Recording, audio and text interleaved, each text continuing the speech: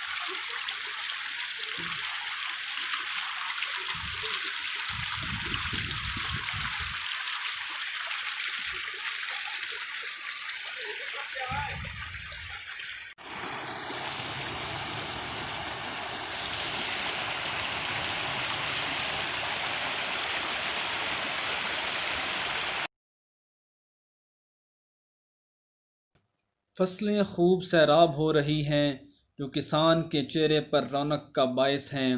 अल्लाह ताला से दुआ है कि ऐसी ही मज़ीद अच्छी और रहमत की बारिशें अता फ़रमाए। आमीन।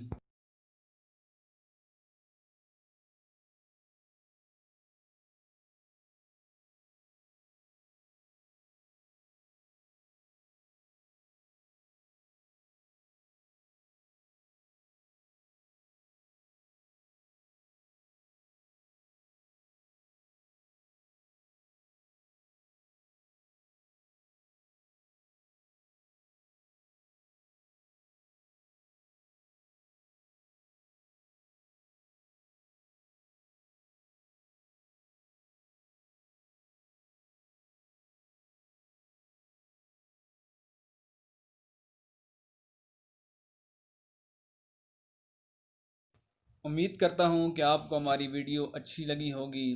हमारी वीडियो पसंद आई हो तो वीडियो को लाइक कर दें, चैनल को सब्सक्राइब कर दें और कमेंट में अपनी कीमती राय का इजहार ज़रूर करें।